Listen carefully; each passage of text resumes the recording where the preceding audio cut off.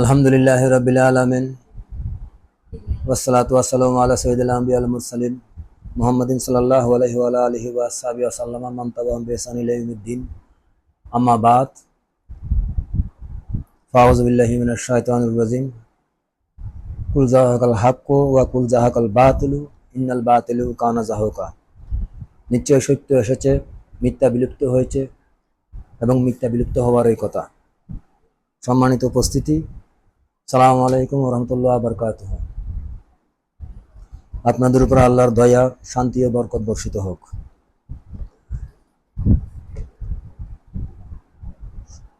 সম্মানিত উপস্থিতি, আমরা যখন নামাজ আদায় করার জন্য দাঁড়াই, তখন আমরা নামাজের নিয়ত বলে একটা দোয়া পড়ি, যেটা প্রত্যেকটি ওয়াক্তে আমরা পড়ি। জোহরের ওয়াক্ত হলে জোহর, আসরের ওয়াক্ত হলে আসর, মাগরিব হলে মাগরিব, এশা হলে এশা, যেটা নাওয়াইতু আন উসাল্লি লিল্লাহি তাআলা আরবা রাকাতাই সালাতিল জোহর, আসর, মাগরিব, এরকম একটা আমরা দোয়া মুখে পড়ি।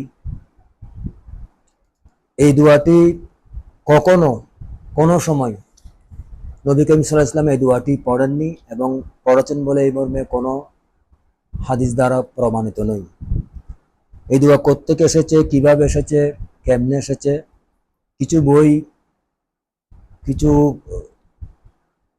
লেখকের বই এই দোয়াগুলো পাওয়া যায়। বিশেষ করে আমলের নাজাত, মুকসিদুল মুমিন, এই সমস্ত বই এই দোয়াগুলো পাওয়া যায়, যেগুলো পড়লে আমাদের নামাজ মোটেই হবে না, কারণ এগুলো বিদআত।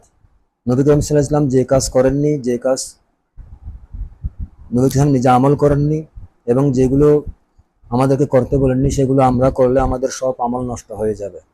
সুতরাং নামাজের আগে আমরা যে দোয়া পড়ি, নাওয়াইতু আন উসাল্লি লিল্লাহি, এটা ভুল, এটা ভিত্তিহীন।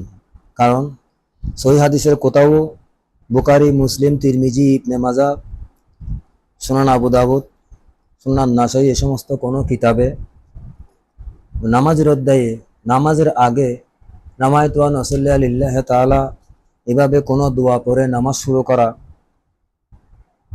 কোনো হাদিস দ্বারা প্রমাণিত নয়। সুতরাং আল্লাহ পাক সুবহানাহু ওয়া তাআলা বলেন সূরা হাশরের, ওয়া মা তাকুমুর রাসূলু ফাহুযুহু ওয়া মা নাহাকুম আনহু ফান্তাহু। আল্লাহ রসুল তোমাদের যা দিয়েছে তা তোমরা গ্রহণ করো এবং যা থেকে নিষেধ করেছে তা থেকে বিরত থাকো। ওয়াত্তাকুল্লাহ, তোমরা আল্লাহকে ভয় করো। ইন্নাল্লাহ শাদীদুল ইকাব, নিশ্চয় আল্লাহ শাস্তিদানে কঠোর।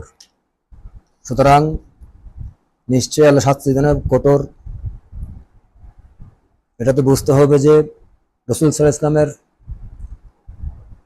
আমলের বাইরে, কর্মের বাইরে কোনো কিছু যদি আমরা করি যেগুলো রাসূল সাল্লাল্লাহু আলাইহি ওয়াসাল্লাম করেননি, এটা মুখে হোক আর শরীরের অঙ্গ প্রত্যঙ্গের দ্বারা হোক, যদি এগুলো আমরা আমল মনে করি বা আমল হিসেবে করি, তাহলে আমাদের উজু, নামাজ কিচ্ছু হবে না। তো সুতরাং রাসূল সাল্লাল্লাহু আলাইহি ওয়াসাল্লাম নামাজ শুরুর আগে শুধুমাত্র দুই হাত কাঁধ বরাবর বা কান বরাবর তুলে আল্লাহু আকবার বলেছেন। কারণ বুখারীর প্রথম হাদিস, ইন্নামাল আমালু বিন্নিয়তি, রাসূল সাল্লাল্লাহু আলাইহি ওয়াসাল্লাম বলেছেন মানুষের আমল নির্ভর করে নিয়তের উপর।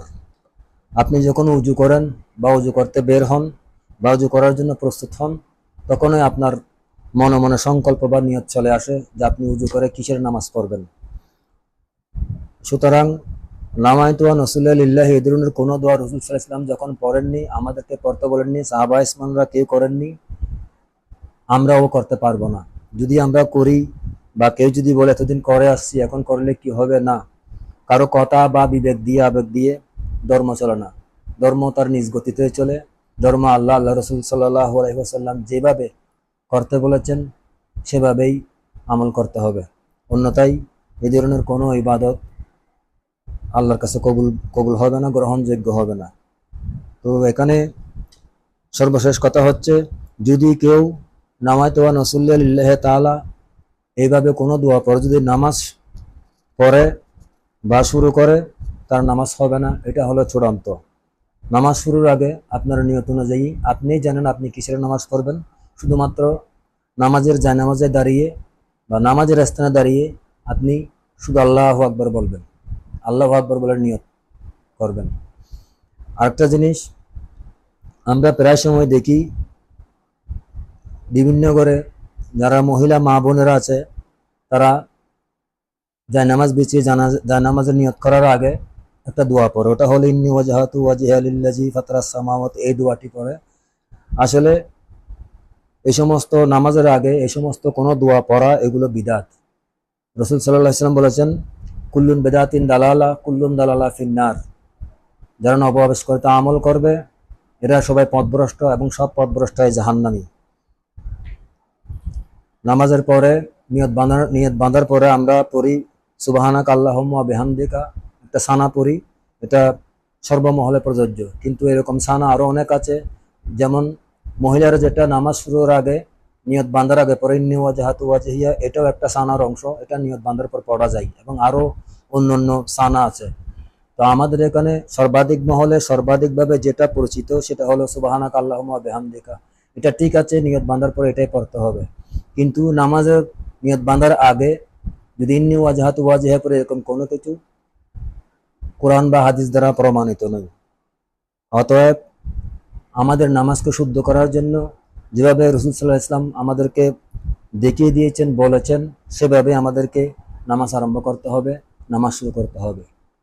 অতএব নামাজ শুরু করার আগে শুধু আল্লাহু আকবার বলে নিয়ত করতে হবে। এখানে নাওয়াইতুয়ান এই জাতীয় কোনো মুখে বাক্য পড়া, এই ধরনের কোনো কিছু, এগুলো ভিত্তিহীন, এগুলো মিথ্যা, এগুলোর কোনো গ্রহণযোগ্যতা নেই, এগুলো অবিবেচ্য। আর যদি এর বাইরে কিছু হয় তাহলে আমাদের নামাজ হবে না, এবং আমরা গুনাহগার বন্দা বলে বেদাতের আমলে গুনাহগার এবং পাপী বলে গণ্য হব। সর্বাধিকভাবে প্রযোজ্য ইসলাম এবং শরীয়তি বিধান হলো নামাজ শুরু করার আগে শুধু আল্লাহু আকবার বলা, আর কিছু নেই। আমরা নিজেদেরকে সাবধান এবং সতর্ক করে যাতে আমাদের নামাজ শুদ্ধ হয়, এই সাবধানতা অবলম্বন করে আগে যা কিছু করেছি ওগুলো আমাদেরকে সম্পূর্ণরূপে বাদ দিতে হবে। আমরা করেছি, কেউ কেউ বলে এতদিন করে আসছি, এখন করলে কি হবে? হ্যাঁ, এতদিন করে আসছেন, সত্য যখন আপনার কাছে পৌঁছে গেছে তখন সত্য আপনাকে গ্রহণ করতেই হবে, না হলে আপনার আমল বরবাদ হয়ে যাবে।